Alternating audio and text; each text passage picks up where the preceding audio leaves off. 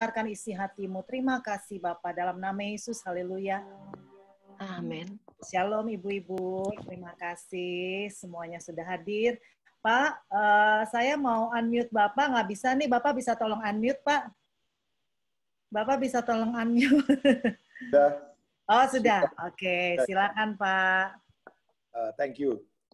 Suara saya bagus kedengaran ya Bu ya? Agak kecil sih Pak. Gimana yang lain agak kecil nggak? Agak kecil, agak kecil. Iya agak kecil Pak. Oh agak kecilan ya, tapi bisa kedengaran kah? Bisa sih. Oke, ya. Coba Eva, nanti Bapak disambut ya, Pak, di-unmute sendiri, Pak. Siap, siap. Pak Robin, kalau bisa suaranya lebih besar. Oke. Ya, saya coba, ya. I will try ya. Ya, sudah mulai jelas. Sudah ya, shalom semua ibu-ibu yang ada di LBC, di Intercon ini. Sebuah kepercayaan buat saya untuk hari ini dipercaya untuk coba share beberapa hal yang perlu kita renungkan. Ya biasa saya katakan tanpa sok menggurui, sok paling tahu enggak sama sekali ya. Jadi memang ini masa di mana saya katakan ini adalah masa kalibrasi sebetulnya. Di mana kalau bahasanya musik lagi dicun lagi supaya tidak fals, kita lagi dibawa lagi ke apa yang saya sebut dengan era reset ya. Lagi di setting ulang lagi kehidupan kekristenan kita. Ya, ibu-ibu sudah tahu itu bahwa aneh sekali dalam hitungan yang waktu yang nggak lama mulai start dari Februari, saya masih ingat, atau mungkin di Indonesia mulai Maret sampai sekarang, ya mau dari istilah kata orang biasa sampai orang yang punya posisi di mana saja, ya bertekuk lutut sekarang dengan semua kondisi yang ada. Tapi saya yakin Tuhan tetap pegang kendali, percayalah bahwa Tuhan tetap berdaulat, walaupun ada 3 hal yang sedang menyerang di dunia ini kan. Jadi dunia sekarang lagi diserang, yang pertama ketakutan yang ada di depan mata, sangat real sekali. Yang kedua adalah apa itu? Kesepian. Orang bisa saja sekarang mengalami kesepian, ada lonely dalam kehidupan. Kemudian yang ketiga, ketidakpastian hidup. Karena semuanya serba tidak pasti. Orang cenderung sampai kapan ini selesai? Ya, menurut saya mungkin agak sedikit lama. Ya, tapi nggak apa-apa, artinya semua yang tadi saya katakan itu buat dunia kan, tapi dalam Kristus yang pertama kita tidak akan punya rasa takut sebab kasih yang sempurna melenyapkan ketakutan. 1 Yohanes 4 jelas katakan itu. Yang kedua, kita tidak mungkin kesepian kan, karena Tuhan adalah sahabat kita. Dia adalah gembala kita yang baik. Dia adalah Tuhan yang selalu menyertai kita, karena Dia adalah Immanuel. Ya, Dia God with us. Dia selalu bersama kita. Kemudian yang ketiga, dalam Tuhan ada kepastian. Karena semua yang terjadi, orang berkata ini masa akhir zaman, itu bukan ujuk-ujuk langsung terjadi kan, tapi periode yang dari yang lalu sudah terjadi step by step, sampai kemudian ada ujungnya nanti. Ya. Nah, sekarang saya ingin kembali kepada esensi saja, ya. Kemudian kita mengembalikan lagi kepada yaitu esensi bahwa keluarga itu penting sekali untuk kita kemudian fokuskan lagi, karena buat saya the real church ya keluarga. Gereja sesungguhnya memang ada di keluarga, di mana di keluarga nggak perlu pakai mimbar, di keluarga nggak perlu pakai liturgi, di keluarga nggak perlu mesti nyanyi 1-2 lagu dulu kan, nggak mungkin kan. Artinya kita apa adanya, karena memang gereja sesungguhnya ada di situ, itu ibadah yang sesungguhnya kan. Kita tahu ibu-ibu kata ibadah ada 3 kan, yaitu yang pertama latreo.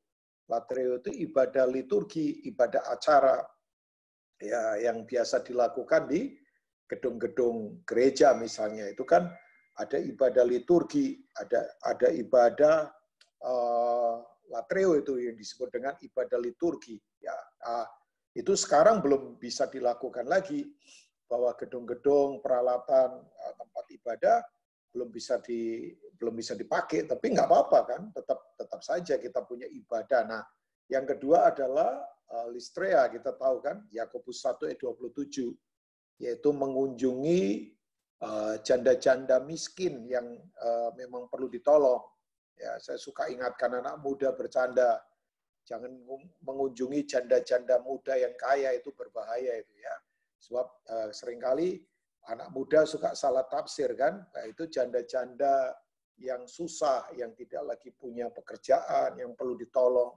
Ya, itu kelompok yang termarginalisasi, anak yatim piatu itu ibadah yang itu tuh yang disebut ibadah yang murni.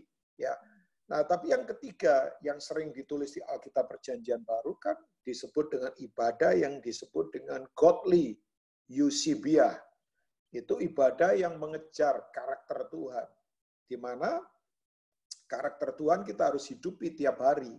Ya, bagaimana karakter Tuhan ada di bisnis, karakter Tuhan ada di keluarga, karakter Tuhan ada di kehidupan. Nah, itu ya bahwa kita punya pola hidup seperti Tuhan punya pola hidup. Itu namanya eusebia bahasa aslinya ya. Ibadah yang kemudian mengarahnya kepada godly, ya keserupaan dengan Kristus jelas ya. Nah, saya ingin mengajak kita memikirkan ulang lagi, agak panjang baca ayatnya ada di Yohanes pasal 2. Ya, sebab terjadi sebuah paradoks yang aneh, Yohanes 2 itu, di mana di ayat-ayat pertama sampai seterusnya, Yesus itu kemudian memberkati keluarga di Kana, tapi di pasal yang sama dia memporak-porandakan tempat kebaktian ibadah yang sudah isinya kesombongan, yaitu Bait Allah di mana di situ ada jual beli, ya roh perdagangan. Ya, kita tahu bahwa dia marah kudus, dia ambil tali, dia pukulin orang yang jual apa sih namanya, jual-jual beli di situ kan, meja penukar uang, ya penjual kambing domba, yang itu dikuasai oleh keluarganya Sanhedrin, yaitu kelompok kira-kira 70 tokoh yang berkuasa secara agama dan sosial. Itu mereka mengaku kelompoknya Harun. Ya, 46 tahun Bait Allah ada itu sejak zamannya Zerubabel, berarti kan itu Bait Allah yang kedua. Sebab Bait Allah pertama ada di eranya Salomo. Ya, tapi kan sebetulnya Tuhan tidak mau dia dikurung pada bangunan manusia. Karena Tuhan mau berdiam di dalam keluarga kita kan. Ya, tapi akibat kekerasan hati, ya kemudian Tuhan dalam tanda petik ya udah membiarkan itu terjadi. Tapi kan kemudian kita tahu bahwa Bait Allah yang kedua pun kemudian diporak-porandakan oleh Titus. Ya, waktu Yesus bernubuat, satu batu pun tidak terletak di atas batu yang lainnya. Itu Yesus bernubuat kemudian tahun 70, Titus dengan pasukannya memporak-porandakan itu dan kemudian runtuh. Nah, sekarang orang Israel lagi menunggu Bait Allah yang ketiga, yang mungkin di depan mata, mungkin bisa cepat akan terjadi. Sebetulnya itu bukan Bait Allah lagi, itu adalah pusat pemerintahan dari Antichrist system. Ya, di mana akan coba mengendalikan dunia dengan one world government system, one economic system, ya itu semua sekarang lagi digiring ke sana. Ya, kita mesti bersiap, ya itu sebetulnya teologi kemungkinan. Jadi akan ada banyak kemungkinan yang harus kita antisipasi secara komunal sebagai tubuh Kristus. Ya, saya anggap LBC ini ya Bu Eva dengan tim yang ada, Bu Fabiola dan yang lain, saya tidak usah sebutkan satu persatu karena saya pakai iPad jadi cuma 9 kotak saja. Yang lain saya tidak bisa lihat ya. Mungkin ada beberapa rekan yang saya kenal tapi maafkan kalau saya nggak bisa sebutkan satu persatu karena saya pakai iPad bukan pakai laptop ya. Nah, kalau kita melihat di perkawinan Kana ini, saya akan bacakan. Nah ini ya, sebentar. Mungkin sampai ayat yang supaya dapat gambarannya sampai ayat 11 nggak apa-apa ya. Saya akan bacakan.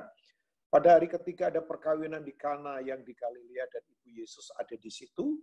Yesus dan murid-muridnya diundang juga ke perkawinan itu karena memang dia juga tinggalnya di Galilea kan Yesus.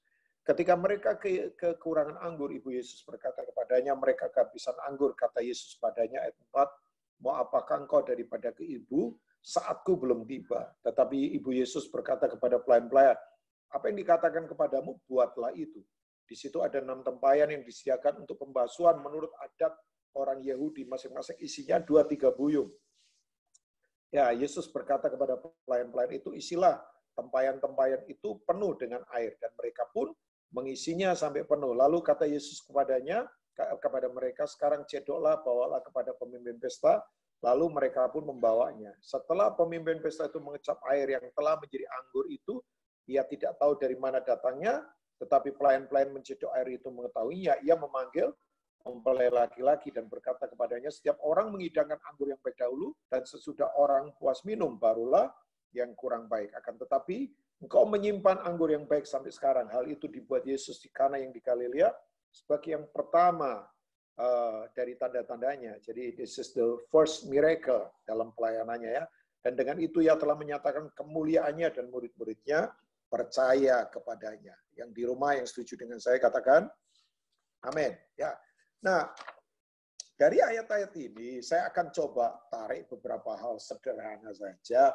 Ya, sebab kita memang lagi dikembalikan lagi yang saya tadi katakan, esensi mesti dibangun lagi. Bahwa sebetulnya begini, kalau bicara tentang gereja yang sesungguhnya, ya memang talking about community, keluarga, yaitu memang kembali kepada keluarga. Ya, jadi kenapa penting sekali untuk kita mengetahui hari ini? Karena memang institusi inilah ya nggak kebetulan manusia pertama diciptakan dengan pola family, Kejadian 1 ayat 26, yaitu Adam dan Hawa. Makanya begitu ada manusia, di situ langsung ada keluarga. Dengan prinsip apa? Kesepakatan kita kan. Baiklah kita menjadikan manusia menurut gambar kita. Nah, kata kita berarti jelas mewakili jamak, bukan aku. Ya, sebab problem semua kehidupan paling besar adalah aku. Ya, makanya aku yang kaku ini harus dipaku supaya mati akunya ya. Itu ada di peristiwa penyalipan. Aku itu harus dipaku ya supaya terjadi itu lagi terkoneksi dengan Bapa, dengan sesama dan sebagainya, itu peristiwa salib. Nah, waktu kemudian manusia ide pertama diciptakan dengan pola keluarga, tapi yang enggak kebetulan lagi the first miracle dalam pelayanannya Yesus ada di keluarga juga. Dan nanti ibu-ibu mau siap atau tidak, setuju atau tidak, kita akan berkumpul lagi sebagai keluarga dalam kekekalan tentunya. Ya, dalam kerajaan Allah. Kita akan kumpul lagi as a family, ya, keluarga. Nah, penting sekali ini kita harus kemudian menyadari ya, sebab ternyata kalau kita lihat di situ. Nah, ini dia masalahnya. Buat orang Yahudi sebetulnya begini. Orang kalau pesta sampai kehabisan anggur itu memalukan banget. Mending mereka ngomong begini, kalian jangan pesta lah, karena nggak ada anggur, buat apa memalukan. Itu krusial banget itu. Nah, anggur kan kita tahu lambang apa? Sukacita.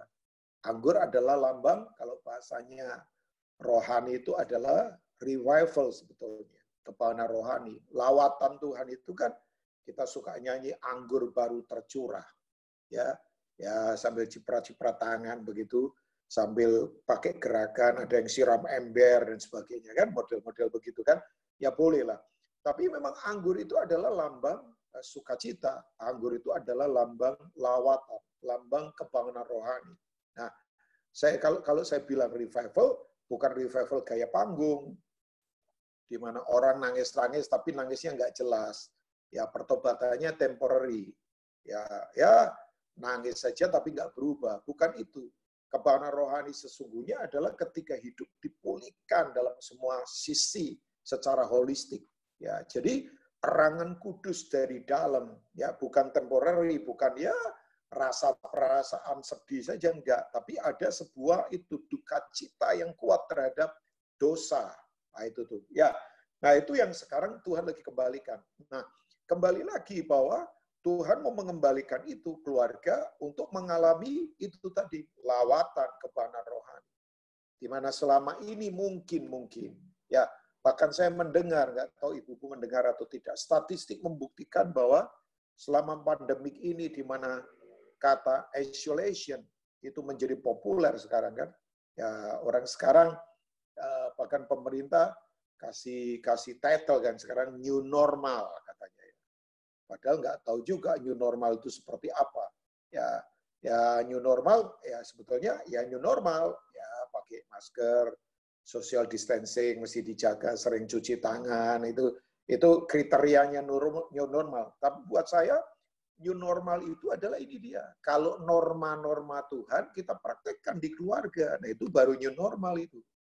Ya, new normal bukan sekedar hanya praktek-praktek cuci tangan, pakai masker, jaga jarak, boleh lah, ya oke lah itu secara kesehatan. Tapi new normal sendiri harusnya ketika norma-norma Tuhan, ya kingdom behavior itu harus terjadi lewat pasangan kehidupan, lewat keluarga. Itu lawatan itu. Ya bagaimana kasih dipraktekkan pada etika moralitas, di mana sekarang bayangkan, saya dengar tadi yang saya katakan, angka perceraian sekarang cukup tinggi. Justru di masa isolasi, bayangkan. Karena begini, ketahuan aslinya semua kan.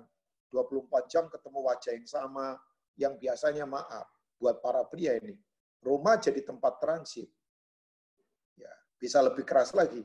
Rumahnya jadi tempat pemuas nafsu misalnya. Rumahnya untuk ya makan saja. Tapi kan lebih banyak keluyuran di luar. Ya, di mana rumah sekarang menjadi itu pusat pendidikan. Di mana bayangkan harus merawat anak yang sekolah online, ya kan? Harus mesti ngatur mereka, ya kan? Harus kemudian ya berinteraksi tiap hari di mana as a man, bayangkan saya fungsi imam saya harus saya kuatin. Di mana istri anak saya melihat hidup saya. Ya, di mana kita ya itu tadi dibentuk di keluarga. Nah, pertanyaan saya begini, masih ada anggur nggak di keluarga kita? Nah, itu kan. Makanya ketika anggur itu habis, serius banget kan. Nah, yang paling nggak enak kan begini, orang suka pesta tapi nggak ada anggur lagi. Orang fellowship tapi kehilangan heart to heart-nya, fellowship dari dalam ya hati ke hati. Nah, Tuhan mau pulihkan itu tuh sebagai keluarga. Ya, karena memang sekali lagi ya keluarga adalah gereja yang sesungguhnya. Di mana Tuhan lagi kembalikan lagi sekarang gereja. Ya, bukan lagi bicara gedungnya, liturginya, acaranya.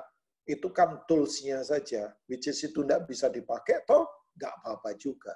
Ya, saya kan beberapa kali melontarkan pertanyaan, kalau gedung nggak ada, apakah gereja tetap ada? Tetap ada. Kalau pendeta nggak ada, apakah gereja tetap ada? Tetap ada. Kalau mimbar nggak ada, apakah gereja tetap ada? Tetap ada dong. Tapi kalau kasih nggak ada, gereja hilang. Kalau Roh Kudus nggak ada, gereja hilang. Nah, makanya anggur itu bicara itu tuh, yang esensi lagi Tuhan kembalikan lagi sebagai keluarga. Ya, sebab ini pertempuran yang kita hadapi sekarang ini, kalau keluarga tidak hidup dalam kesepakatan kan, kita tidak akan kuat. Ya, sebab kita tahu kan, Matius 18 jelas berkata, di mana 2-3 orang berkumpul dengan sepakat, nggak hanya sekedar ngumpul loh ibu-ibu. Ya kalau cuma ngumpul nanti kayak apa ya? Ngumpul itu bisa saja kayak arisan ngumpul, ya di pos satpam orang ngumpul, ya ngumpul di sini bukan hanya sekedar berkumpul, tapi berkumpul dengan sepakat kan. Sepakat. Nah, kata sepakat kita tahu kan berasal dari kata asli namanya symphoneo. Ya, sepakat itu symphoneo, dari kata itu muncul istilah musik yaitu simfoni. Apa itu simfoni? Yang suka musik tahu kan, orkestra, alat musik yang berbeda. Timbre, frekuensi nada tinggi rendahnya berbeda, ya kan? Nggak apa-apa, berbeda.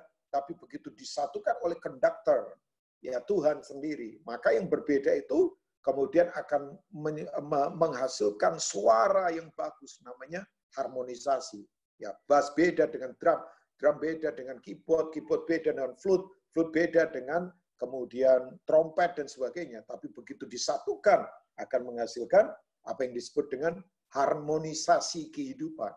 Makanya 2-3 orang berkumpul, permintaan mereka, Alkitab jamin loh, apa saja yang mereka minta akan dikabulkan oleh Bapa yang di sorga. Nah, ini waktunya. Ambil yuk ambil yuk masa ini untuk as a family, kita sepakat sekarang ini. Ambil yuk kesempatan ini. Ini waktunya hidup dalam pengertian kembali sebetulnya. Tuhan lagi mau bikin. Nah, my question kan sederhana. Selama 4 bulan ini, ya ibu-ibu belajar apa sebetulnya? Saya belajar apa ini selama 4 bulan ini? Apakah ada banyak pengertian di mana Tuhan melawat saya dari dalam? Bayangkan, saya sekarang gampang sekali lihat apa saja menangis. Oh iya, ternyata saya mesti recheck ulang lagi. Bagaimana relationship saya dengan istri saya, bagaimana kelakuan saya, bagaimana cara saya mendrive kehidupan keluarga saya. Ya kan, ternyata mimbar tidak mengubah saya kan. Tapi waktu ada di dalam, kemudian saya sadar masih banyak kerikil pasir yang harus saya keluarkan supaya saya nggak kelilipan mata saya, motivasi saya lagi kemudian dikeluarkan lagi oleh lawatan anggur Tuhan. Ya, saya gampang menangis bukan karena lihat film di Netflix yang melo-melo begitu, enggak lah, karena drakor misalnya, enggak lah. Tapi ya kemudian saya menyadari begini bahwa ini waktunya menangkap pengertian. Lawatan itu keluarga lagi dikembalikan lagi pengertian. Ya, bagaimana kita punya hubungan dengan suami kita, dengan anak-anak kita, bagaimana kita kemudian memindahkan nilai-nilai untuk generasi berikutnya kan. Ya mungkin agak sedikit Pak Rubin, apa ini sebetulnya? Oh ya, sebab gini, ke depan ini pertempurannya akan makin besar. Kalau orang tanya, ke depan makin enak Pak Rubin? Enggak. Ya, jangan percaya kalau orang berkata, ke depan makin baik-baik. Enggak. Ini, ibu-ibu, saya enggak mengecilkan ya. Ini masih, itu deh, kalau saya sebut, ini masih serangan kenyamanan. Sekarang ini, di mana orang nggak bisa nyaman lagi pergi ke luar negeri, di mana orang nggak bisa lagi pakai merek-merek tertentu, ya kan? Sekarang ini coba bayangkan, orang nggak bisa lagi kemudian pamer-pamer status sosial gimana gitu, ya nggak, artinya kenyamanan lagi diserang sekarang ini. Yang bisa di kafe nih, ya masih bisa lah sekarang dengan jaga jarak, silakan saja. Tapi artinya kenyamanan lagi diserang kan sekarang. Nah, nanti ke depan bisa saja kita masuk ke area namanya persecution. Ya kan? Bisa saja masuk ke area penganiayaan kan. Ya kan? Nah, pertanyaannya kita siap nggak dengan apa yang saya sebut dengan persecution proof believers.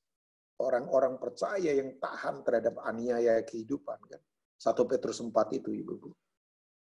Ya, oh, ini Pak Rubin siang-siang begini, long weekend lagi bicaranya nggak enak. Enggak lah, mending saya ngomong apa adanya saja daripada ada apanya kan. Ya kan, supaya kita hidup nggak apa adanya. Nah, Tuhan terima kita apa adanya, tapi jangan hidup apa adanya. Ya kan, saya ulangi, Tuhan terima kita apa adanya, tapi Tuhan nggak mau hidup kita apa adanya kan.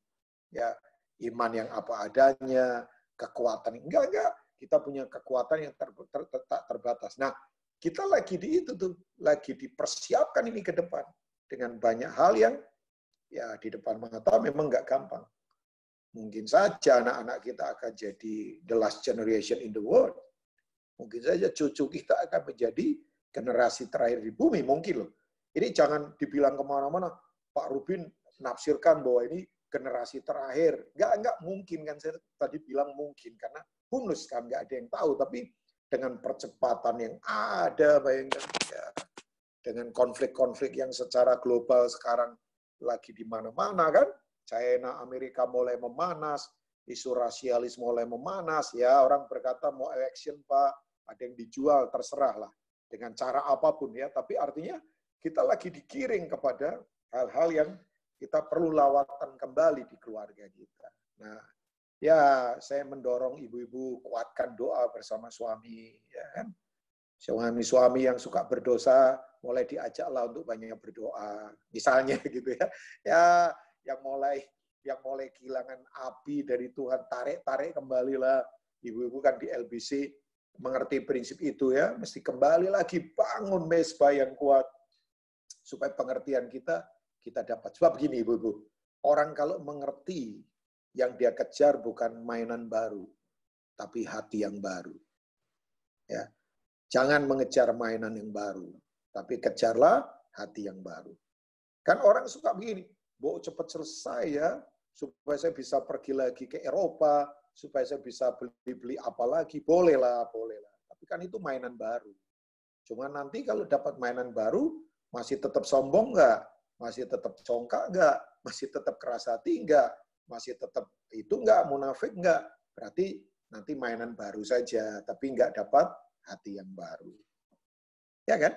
Ibu-ibu yang melahirkan tahulah, gereja sekarang ini seperti sedang di Roma 8. Kita lagi sakit bersalin loh ibu-ibu. Ya, yang dulu pernah sakit bersalin ya, "Pak, saya sesar, Pak." Ya, itu lain lagi ya. Ya, sebetulnya nggak apa-apa juga, karena memang ada kondisi tertentu yang perlu disesar kan. Tapi kan sesar itu begini, pertolongan dari luar supaya mempermudah proses. Nah, orang sekarang kan sukanya begitu. Cepatlah ini pemerintah bikin apa, vaksin diketemukan, apa. Ya boleh, tapi kan begini, yang asik itu adalah ini dia, ibu-ibu. Waktu wanita bersalin, anak yang sama bikin sakit. Tapi anak yang sama waktu lahir bikin bahagia. Ya, sekarang kalau orang tanya, Pak Rubin bingung. Bingung juga sekarang, bayangkan. Makanya tadi saya katakan, coba. Mau pendeta, mau pengusaha, mau preman, mau siapa saja bingung semua sekarang ya. Ya, artinya kondisi yang semua tidak menentu kan. Tapi saya harus katakan nih buat ibu semua. Anak yang sama mungkin bikin sakit, tapi anak yang sama bikin bahagia ketika ditransform, lahir dari dalam. Nah, selama keluarga mengalami lawatan, yuk, makanya saya ingatkan, jangan kehabisan anggur dari Tuhan. Keluarga miliki anggur dari Tuhan, lawatan dari Tuhan. Nah, yang kedua ya jelas, keluarga harus menangkap the time of God. Ya, pertanyaannya, ini waktu apa ini? Sebetulnya kan, ini penting banget kan. Ya, nah Maria tahu kan, anaknya ini pembuat mujizat. Dia tahu anaknya siapa, kan? Karena Yesus kan Bapa sendiri yang jadi manusia lewat rahimnya. Maria ngomong begini, lagi ada masalah ini, tolonglah. Ya, tapi Yesus ngomong, ibu, mau apa engkau daripadaku? Saatku belum tiba. Itu kalau ibuku baca terjemahnya bahasa Inggris, dia tidak panggil ibunya mother, tapi dia panggil Maria women, wanita. Kamu mau apa? Ya kan? Kelihatannya kayak kasar kan? Enggak. Ya enggak. Bukan Yesus dalam tanda petik lagi kurang ajar sama ibunya di bumi. Enggak. Tapi waktu itu Yesus lagi memposisikan dirinya sebagai Tuhan. Kan manusia, Maria ciptaannya saja. Ya, dia lagi berkata women. Ya, wanita. Dia nggak panggil ibunya ibu sebagai terjemahan LAI agak lembut ya. Tapi terjemahan aslinya ya dalam bahasa Inggris mau King James mau yang lain dipanggilnya women kan. Nah, nanti ibu-ibu bisa baca itu ya. Bahwa begini, dia sedang berkata ini waktuku belum tiba. Nah, ini ibu-ibu semua, kalau Tuhan berbicara waktuku belum tiba, itu berarti dia sedang mengizinkan proses terjadi di keluarga kita, tapi nggak usah takut. Dia lagi mengambil alih, dia lagi take over semua yang kita sedang hadapi. Ya, yang percaya katakan amin di rumah masing-masing. Dia take over, dia lagi ambil alih semuanya di keluarga kita. Dia lagi take over. Ya, dia tahu keterbatasan kita. Ya, dia lagi take over. Ya, dia lagi berkata begini, tenang saja. Ya, jadi proses nggak apa-apa memang, tapi dia tetap mengendalikan di keluarga kita. Nah, kita tahu kan, waktu itu, ya waktu di Alkitab jelas ada 3 kan. Ya, ada 3 jenis waktu. Yang pertama, aiuneos. Aiuneos itu waktunya Tuhan. Itu waktu kekal. Kekal selama-lamanya. Tuhan itu kekal, dia roh. Makanya sebetulnya ibu-ibu mungkin terkejut dengar ini. Kita ini sebenarnya makhluk kekal yang menghidupi kekekalan. Kita itu tidak akan mati. Roh kita tidak akan mati. Yang mati kan tubuh kita. Roh kita kekal. Iya kan? Roh kita kekal selama-lamanya. Nah makanya kita sedang menghidupi kekekalan. Cuma memang akibat itu dampak dari dosa kejatuhan manusia dari dosa, ya tubuh ini harus kembali ke tanah lagi. Tapi rohnya akan tetap ya Ibu-ibu ya. Nah, waktu itu kekal yang tadi saya sudah katakan. Ya, kekal. Kekal itu begini, tak terbatas. Ya, makanya Tuhan tak terbatas. Tuhan tidak bisa dibatasi oleh masa lalu. Tapi Tuhan tidak bisa dikalahkan oleh masa depan. Ya, ada dari kita yang berkata begini, masa lalu kita berantakan, Pak. Ya, ya boleh. Masa lalu saya banyak sia-sia. Ya, tiap orang punya pengalaman. Tapi kan begini, Tuhan tidak terbatas dengan masa lalu kita. Tapi Tuhan juga tidak dikalahkan dengan masa depan kita. Bagaimana ini masa depan? Ada di tangan Tuhan. Ya, nah Allah yang kekal itu, Tuhan yang kekal itu, waktunya sekarang selalu. Sekarang. Ya, katakan sekarang boleh ibu-ibu di rumah masing-masing. Sekarang. Ya, sekarang. Ya. Jadi waktu Tuhan itu selalu sekarang. Makanya Ibrani 3 misalnya. Pada hari ini sekarang. Kalau kamu mendengarkan suaranya, jangan keraskan hatimu. Karena Tuhan mau melawat dengan anggur itu. Ya kan? Pada hari ini. Nah, waktu paling dekat dengan kita kan ada ini, detik, menit, jam. Berarti hari. Hari esok urusannya Tuhan. Ibu tidak usah takut dengan hari esok. Hari esok, Kristen itu hitungannya selalu harian. Ya, makanya jangan jadi Kristen yang mingguan. Ya, mau berkatnya harian tapi jadinya Kristen mingguan. Apalagi yang tahunan. Itu munculnya pas Natal saja itu. Jangan itu ya. Ya, Kristen adalah harian. Hari ini harinya Tuhan. Pada hari ini kalau kamu mendengar suaranya, itu tuh. Itu selalu ya, itu selalu. Nah, Tuhan itu selalu sekarang. Itu waktu kekal aionios. Tapi yang kedua, bertolak dengan itu waktu kita namanya kronos. Kronos itu waktu yang terbatas. Ya, sehari 24 jam, seminggu 7 hari, setahun 365 hari. Nah, yang aneh dari kronos begini, kalau sudah datang, tidak mungkin kembali. Tadi ibu-ibu mulai persekutuan LBC ini, itu sudah tidak bisa kembali lagi itu. Ya kan? Dan bahkan begini, kita terkungkung pada waktu terbatas. Terlambat sedikit saja, porak-poranda. Ya, orang kecelakaan, begitu terlambat tertolong, gone. Ya kan? Saya masih ingat itu di Cipularang, waktu terjadi tabrakan beruntun. Ya, gimana? Wah, itu petugas medis agak susah menerobos yang panjangnya berkilo-kilometer begitu macetnya. Tapi ada beberapa orang yang mungkin masih hidup, tapi sekarat kemudian meninggal. Karena memang waktu kita ini waktu yang sangat terbatas. Kita terbatas banget, bayangkan. Orang coba beat the clock, nggak bisa. Ya. Makanya kita perlu terobosan, lawatan. Nah, dalam waktu yang kekal, dan kita terbatas, tapi Tuhan kita Tuhan yang baik. Ya, percayalah Tuhan kita, Tuhan yang tahu waktu. Dia beri waktu spesial. Namanya itu kita sering dengar Kairos. Ya, the time of God. Ya kan? Kairos. Nah, Kairos itu jelas waktu Tuhan yang kekal, yang hebat, yang tak terbatas, menerobosi kita yang terbatas. Itu idenya Tuhan. Nah, kalau keluarga tidak ada di dalam waktu Tuhan, maka yang terjadi adalah kita susah untuk kuat. Ya, ibu-ibu setuju atau tidak? Seringkali kan orang, saya setuju kalau orang berkata begini. Saya misalnya tanya, berhasil ya sekarang hidupmu, sukses ya sekarang hidupmu. Ya dia berkata, iyalah Pak Rubin, sudah waktunya Tuhan. Saya setuju itu. Selalu waktu Tuhan adalah waktu terobosan, waktu Tuhan adalah waktu pertumbuhan. Waktu Tuhan itu selalu waktu pelipat gandaan. Kalau saya bilang pelipat gandaan, tidak ada urusan dengan cuma harta, duit, dan sebagainya ya. Tapi waktu lawatan, waktu di mana orang bertumbuh secara karakter, waktu orang di mana bertumbuh secara rohani, itu waktu lawatan itu. Ya, pokoknya kalau kita ada di waktu Tuhan, aduh itu paling top sudah. Itu paling luar biasa. Itu keberuntungan selalu ada pada kita itu. Kalau kita ada di waktu Tuhan. Saya makanya mau selalu ada di waktu Tuhan. Nah, untuk kita dapatkan waktu Tuhan, ada cara lain. Hati kita mesti lembut, ibu-ibu. Ya, keluarga mesti punya hati yang lembut. Jangan punya hati yang sombong. Sebab gini, waktu Tuhan itu identik dengan jalannya Tuhan kan. Ya kan? Ya baca nanti Yesaya pasal 43.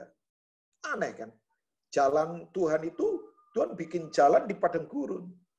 Tuhan itu buat jalan di padang gurun, di padang belantara, di mana kering sekarang, krisis di mana-mana. Tuhan sanggup bikin jalan di padang gurun. Ya, saya bilang sama istri saya, bayangkan kita mengalami banyak keajaiban. Ya kan? Ya, tidak hanya siapapun termasuk ya saya ya artinya gini, saya sudah biasa, artinya bukan mahir, bukan sok-sokan pinter, enggak. Tapi kan saya setiap tahun akhir selalu kalau susun jadwal, saya sama istri saya selalu tumpang tangan di agenda kita. Saya selalu berkata, Tuhan, batalkan yang bukan kehendak Tuhan. Jadi beberapa kali terjadi, yang Tuhan nggak mau dibatalkan. Mau acara apa saja dibatalkan. Ya dengan semua cara kan tentunya ya. Tapi kan, wah begitu kita ngadepin masalah ini, bayangkan, schedule kita porak-poranda. Ya, planning trip kita kemana, mission kemana, porak-poranda semua. Sampai beberapa teman saya berkata, iya ya, ini waktunya mereka memang pendeta harus retreat semua sekarang ini kan. Sampai kapan retreatnya? Pembicaranya Tuhan sendiri loh, coba bayangkan. Tempat retreatnya di rumah, ya kan? Ya biayanya makan sehari-hari, bayar sendiri kan? Ya artinya kita sekarang retreat paling panjang di seluruh dunia. Ibu-ibu rasain nggak? Ya biasanya retreat kan 2 hari saja, ya 3 malam. Ini retreat lama sekali ini, sampai kapan nggak tahu juga. Nah, tapi yang luar biasa kan, kita ada di waktu Tuhan begitu menakjubkan. Event itu ada di krisis. Nanti ibu-ibu baca misalnya peristiwa Elia di Sungai Kerit. Tahu Sungai Kerit ya ibu-ibu? Setelah demonstrasi dia berjibaku dalam pelayanan, bantai 450 nabi Baalnya Isabel, dia lari, kemudian wah terjadi banyak peristiwa luar biasa di doa, Israel nggak turun hujan 3,5 tahun, dia menyendiri di Sungai Kerit. Nah arti Kerit kan tahu, Kerit ya, Kerit itu begini, dipotong bagian-bagian yang salah. Kerit itu. Ya, kalau Sarfat kan dimurnikan. Elia ada di Sarfat. Tapi kemudian Kerit itu adalah pemotongan kehidupan seperti sunat hati gitu. Itu sama dengan sunat itu ya di sunat hatinya. Wah, ibu-ibu tahu yang terjadi begini. Di Sungai Kerit aneh. Sungai Kerit sudah mulai mengering, Tuhan kirim burung gagak. Ya, Tuhan itu punya rasa bercanda. Ibu-ibu bisa lihat nggak? Saya itu suka ketawa kalau lihat apa yang Alkitab tulis. Karena Tuhan itu suka bercanda loh sama kita. Ya, burung gagak itu kan burung yang rakus, burung yang jarang dipelihara.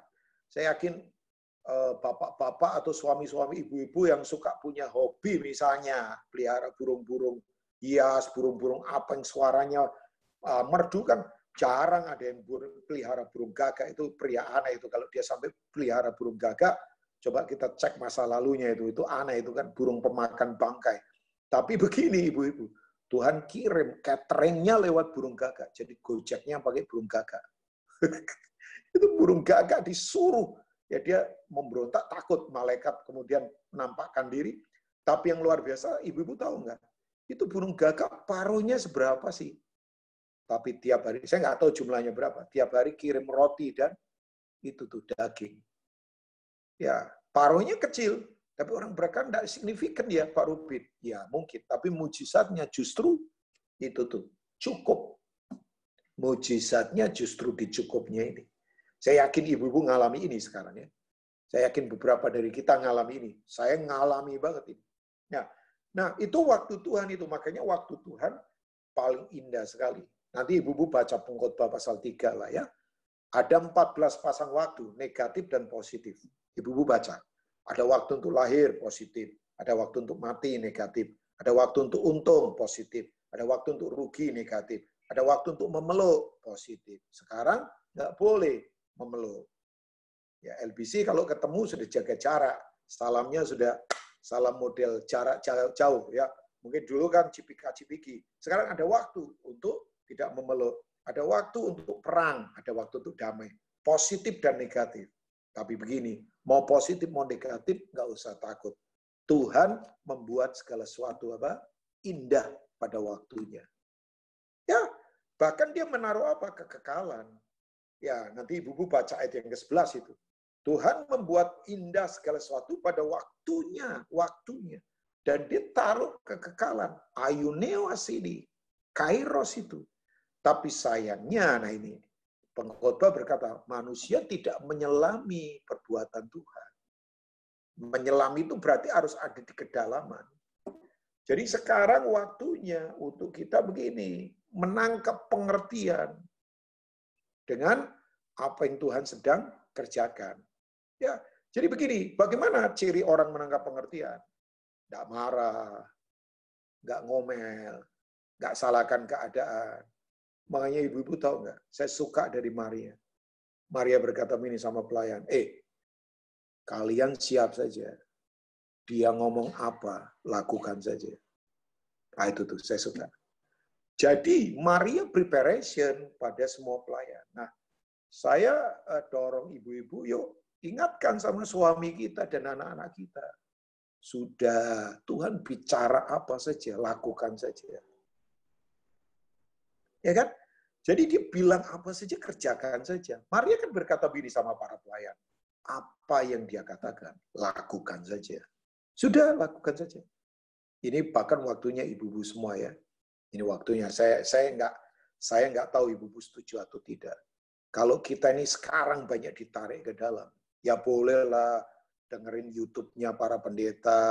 Ya sekarang kan para pendeta lagi banyak keluarkan YouTube yang viewernya banyak kan. Ya viewer itu sebetulnya ya nggak jelas juga itu, maksudnya memang betul-betul sungguh-sungguh atau memang jumlahnya banyak saja. Kalau saya sih mau fokus memuridkan lah, nggak kejar viewer. Bukan viewer memang lagi, woi orang ngukur semuanya dari viewer kan. Jangan jadi orang Kristen yang jadi viewer ya, tapi jadi murid yang melakukan firman. Nah, ibu-ibu begini, bolehlah dengar suara pendeta siapa atau apa. Orang tanya, Pak Rubin kok nggak bikin live di YouTube misalnya. Ya kalau di YouTube saya nggak tahu tuh yang pasang video saya siapa, saya nggak jelas juga. Saya nggak tahu, saya nggak pernah pasang-pasang begitu. Saya bilang ya nggak lah udah banyak. Ya nggak apa-apa dengerin apa. Tapi begini, coba ini waktunya sebagai keluarga mulai dengar suara Tuhan secara pribadi. Ya Tuhan nggak pernah lo pilih-pilih, oh hanya pendeta tertentu yang dengar suara Tuhan. Enggak. Bahkan kalau saya berkata ini bahasa saya, ini sekarang pewahyuan firman itu lagi diobral sama Tuhan. Lagi digelontorkan sekarang. Maaf saya pakai bahasa ini bukan meremehkan. Lagi diobral, lagi digelontor. Makanya spiritual ear kita harus dikuatkan. Nah, ibu-ibu saya ingatkan ini. Firman itu tidak hanya nikmat dan kita nikmati. Tapi firman itu memang akan menggoncang semua bagian yang salah supaya kita murni. Saya ulangi ya, firman itu tidak hanya nikmat isinya dan kita nikmati, tapi firman itu sekarang lagi menggoncang semua area yang salah supaya kita punya pure heart in our life. Kita kan paling suka dengar khotbah yang nikmat-nikmat, yang nyeneng-nyenengin, bayangkan. Ya, saya dari dulu sudah putuskan nggak begitulah. Permen bikin sakit gigi dan perut ibu-ibu. Jamu memang pahit tapi menyehatkan kan? Ya artinya firman nggak hanya nikmat dan kita nikmati, tapi firman sering Ibrani 12 kan, suaranya sedang menggoncangkan. Karena dia berkata supaya tinggal tetap yang tidak tergoncangkan. Di tengah kegoncangan begini, hanya yang tidak tergoncangkan yang tinggal tetap. Ya. Yang tergoncangkan, woi, gone. Ya, makanya saya berharap LBC sudah cukup lama ini, dari wajah-wajah sudah senior semua kan. Ya, apalagi istrinya Pastor Budiman itu sudah senior lah. Nah, wajahnya kelihatan kan. Ya, istrinya Pak Vincent saya nggak tahu ada atau tidak ibu atau siapalah. Ya saya nggak tahu, atau istrinya siapa gitu kan, mungkin ada istrinya ketua sinode siapa juga saya nggak tahu di sini kan. Tapi begini kan, LBC kan selama kita jumpa juga sudah cukup lama, tapi kembali begini, menangkap pengertian nggak di waktu ini. Ya, jadi istri yang makin respect sama suami. Jadi istri yang sebagai tiang yang kuat buat keluarga. Di mana keluarga punya lentera untuk dipasang lampu firman. Anak-anak jadi lihat jalan dalam kehidupan. Kan begitu tuh. Tiang penopang katanya. Istri-istri itu. Istri penolong katanya, bukan perongrong. Ya, perongrong lain kan sama penolong kan lain. Istri tunduk sama suami, bukan tanduk suami katanya ya. Efesus 5 itu kan totally kan itu seperti Sarah dengan Abraham. Bahkan aneh kan, Sarah itu panggil Abraham dengan sebutan Lord, Tuhan. Artinya dia mengabdikan hidupnya buat Abraham. Walaupun keseimbangannya kalau ada suami ya, saya ngomong suami harus memandikan istrinya dengan firman. Nah itu tuh, suami itu ada keseimbangannya, tapi kan ini wanita semua ya. Ya kecuali ada wanita yang punya jiwa pria di sini saya nggak tahu kan, tapi semua kan wanita, jadi saya lebih fokus kepada ibu-ibunya saja ya. Jadi yuk tangkap waktu Tuhan supaya begini, supaya kita tidak kekanak-kanakan lagi. Ya, gampang menggerutu, gampang marah, gampang kemudian kecewa. Yuk jangan salahkan siapapun. Saya tutup yang ketiga, boleh ya masih ada waktu ya. Kalau masih ada waktu kasih jempol buat saya. Kalau enggak ya saya. Oh masih siap. Ya, siap. Itu kalau pemimpin sudah bilang ya harus taat saja saya. Yang ketiga adalah saya tutup dengan ini. Nah ini dia. Kata kunci untuk keluarga kita di rumah Kana ini adalah obedience. Ya kan? Ketaatan itu penting banget ternyata. Ibu-ibu mau setuju atau tidak, nanti baca di Roma 5. Akibat ketidaktaatan satu orang, semua hancur, yaitu Adam. Tapi akibat ketaatan Adam yang kedua, Adam yang terakhir, yaitu Yesus, dunia diselamatkan. Nah, ketaatan itu selalu menjadi inspirasi luar biasa. Makanya Maria berkata begini, taat kan berisi dua hal ya, dengar dan lakukan. Dengar dan lakukan. Ya, jadi kita mesti mendengar ini suara Tuhan dan lakukan. Yang aneh kan kalau ada orang begini, nggak mendengar tapi melakukan. Nah itu namanya nekat itu. Ya kan? Ya kan? Makanya kalau ada orang nggak mendengar Tuhan bicara apa tapi mengerjakan, nah itu nekat. Ya jadi spiritual ear kita mesti ya, dikuatkan sekarang ini, mendengar secara rohani, firman. Nah, saya bukan tipikal pendeta yang suka freak, yang dengar suara Tuhannya aneh-aneh begitu ya. Enggak lah, walaupun saya percaya Tuhan bisa bicara lewat situasi apa saja. Tapi kembali lagi, base-nya kan ke firman, the word of God. Ya, jadi kembali renungkan firman, firman bersuara apa secara sederhana, kerjakan saja. Ibu-ibu ya. Jadi kerjakan firman bilang apa kerjakan ibu-ibu. Ya, nah makanya yuk telinga rohani saya juga lagi terus banyak bersihkan untuk jernih mendengar. Ya, zaman dulu orang berkata, yaitu orang dengar dari telinga kanan keluar telinga kiri. Ya masih mending berarti ada yang nyangkut lah. Dengar keluar telinga kanan keluar telinga kiri. Yang terbaru tahu ibu-ibu, dengar telinga kanan keluar dari telinga kanan. Nah itu mental namanya itu. Ya. Kalau dengar telinga kanan keluar telinga kanan mental itu. Itu berarti ndablek itu sudah. Kayak tembok begitu. Yuk, mari tajamkan itu. Nah, Maria ngomong begini, yang kamu dengar, dia bilang apa, kerjakan saja. Ya, begitu waktu nggak lama, kemudian Tuhan ngomong begini sama para pelayan. Isi itu tempayan-tempayan. Tahu ibu-ibu, Tuhan itu kalau memulihkan keluarga, nggak pakai alat yang hebat-hebat. Yang ada pada kita. Yang ada pada kita. Itu kan bercanda lagi. Itu tempayan itu adalah alat untuk membasuh kaki orang. Adat Yahudi kalau orang mau masuk ke rumahnya kan dibasuh itu pakai air yang ada di situ. Ya, itu membasuh kehidupan. Ya, basuh anak-anak kita, basuh keluarga kita supaya jalan kehidupannya kuat. Sebagai seorang ibu, basuh mereka ya dengan firman Tuhan. Ibu tahu begitu kemudian Yesus ngomong ini sekarang isi dengan air sampai penuh. Sampai penuh loh ibu-ibu ya. Jangan separuh-separuh. Saya nggak tahu, mungkin ada kekosongan-kekosongan sekarang di jiwa kita. Ya, melo-melo, khawatir-khawatir, takut-takut, bingung-bingung. Ya Tuhan lagi ngomong begini, isi kembali loh, isi. Ya, akartos itu supaya kita itu fulfill, melimpah. Akartos bahasa Yunani-nya itu. Limpahi dengan kepenuhan. Penuh supaya begini, karena ada kekosongan yang mengganggu kita. Ya, ada kekosongan yang harus kita, ya, ada jiwa-jiwa sisi hidup kita yang harus kembali dipenuhi oleh airnya Tuhan. Ya, nah kita tahu firman punya daya cipta yang hebat. Begitu kemudian penuh itu. Nah ini yang paling gak enak. Ya, iman itu ketaatan memang punya resiko. Makanya ketaatan itu adalah berani menanggung resiko akibat ketaatannya. Itu masih oke.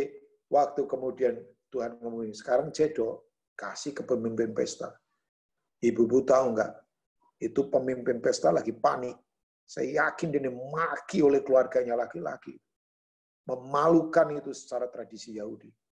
Waktu kemudian dikasih, suruh minum lagi. Itu para pelayan menurut saya nekat banget itu. Ya kalau jadi anggur, kalau enggak cuma ditampar mereka. Mereka dipecat dan kehilangan pekerjaan, jobless pasti. Tapi mereka taatnya luar biasa. Taatnya taat bodoh. Padahal baru ketemu Yesus waktu itu. Dan Yesus belum announce sebagai Mesias. Ya kan dia belum announce. Itu dia datang saja di pernikahan itu karena dia orang Galilea. Tapi begini ibu-ibu.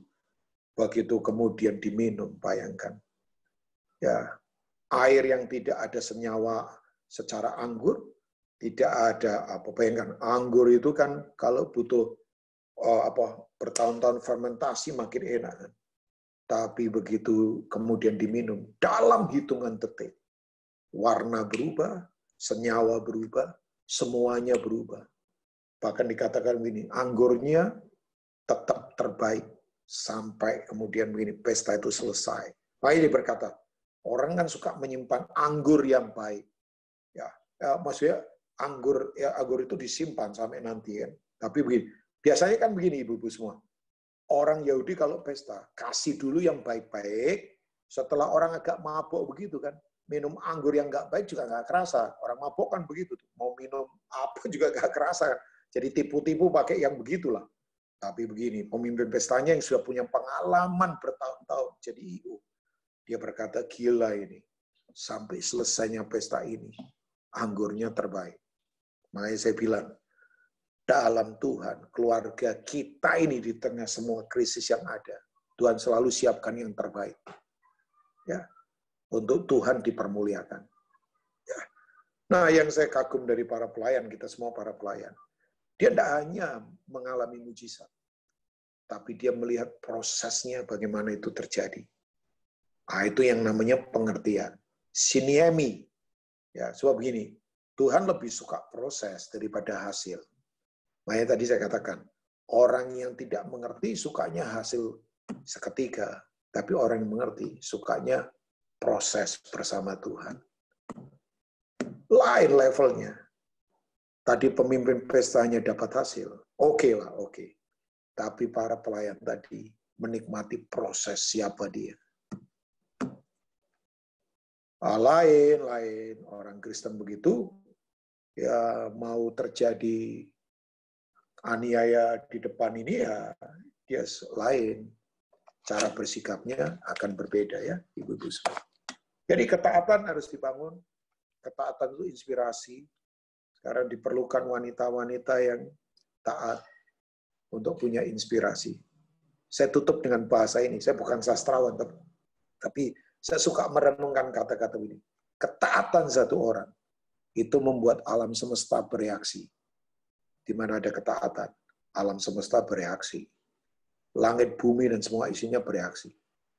Tahu ibu-ibu waktu Yesus mati, as a man, begitu diserahkan nyawanya, dia taat sampai mati. Taat sampai akhir ya. Jangan akhirnya taat, Ada orang akhirnya taat. Ya bangkrut dulu baru akhirnya taat. Sakit dulu, sekarat baru akhirnya taat. Ya oke lah. Harusnya kan orang taat sampai akhir, jangan akhirnya taat. Itu berarti dihukum dulu baru taat. Ya, tapi begini, begitu dia taat sampai akhir, dia mati. Finish. Tahu ibu-ibu? Langit tiba-tiba gemuruh, gempa terjadi, kuburan terbuka, orang mati bangkit. Bait Allah terbelah tirainya. Ya, jadi begini, ketaatan itu mempengaruhi alam semesta. Mau langit, mau bumi, mau dunia kuburan, mau semuanya agamawi diporak-porandakan oleh ketaatan. Makanya ibu-ibu ketaatan satu wanita, itu dampaknya hebat dalam kehidupan. Ya, itu yang mungkin saya bisa sharingkan. Ya, tertolong itu. Roma 5:19 di chatting, nanti ibu-ibu bisa baca. Thank you itu ibu. Tapi kembali lagi yuk, merenung ulang tentang ini. Keluarga adalah the first miracle. Keluarga adalah pertama kali manusia ada. Dan nanti ujungnya ada dalam kekekalan. Siapkan anak-anak kita untuk mereka menjadi orang-orang yang tetap kuat di musim apapun. Ya, Tuhan memberkati ibu-ibu.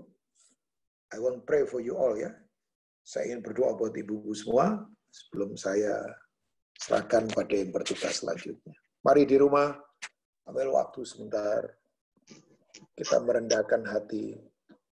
Ikaraba shede karapataka sokoto korakalaba. Naprakataka sekete karapataka sokoto korakalaba. Hebre kataka sokoto koyakata karapa. Hamba berdoa Tuhan, buat setiap kami yang ada di LBC Intercon ini, firman-Mu sudah disampaikan, hati-Mu sudah diimpartasikan. Hamba berdoa, biar ini tidak sekedar menjadi informasi, tapi menjadi sebuah pewahyuan buat setiap kami. Sembuhkan kami Tuhan, kuatkan kami, bangkitkan kami sebagai keluarga, untuk kami tetap hidup dalam kehendak. Ini yang lagi goncang, Tuhan kuatkan kembali. Hari ini yang lagi sakit tangan Tuhan. Hari ini yang lagi kuat, Tuhan menegakkan kami kembali. Bahkan tangan kami latih. Terima kasih Bapak. Terima kasih firman-Mu sudah disampaikan. Hamba-Mu terbatas, tapi Engkau tidak terobosi. Kalau ada relung-relung hati kami yang kosong, Tuhan penuhi. Aposto yang terjadi. Ada kelimpahan sukacita dari anggur. Kalau ada lagi anggur, memang ada pesta, ada fellowship. Tapi kami minta Tuhan yakin, anggur-Mu melawat kekuatan-Mu. Terima kasih, bangkitkan para wanita di sini. Akan jadi wanita yang perkasa, yang ketaatannya akan mempengaruhi semesta ini. Karena Tuhan ada bersama kami. Terima kasih, berkati setiap kami untuk kami jadi berkat. Dalam nama Tuhan Yesus, haleluya. Mari katakan. Amin. Amin. Terima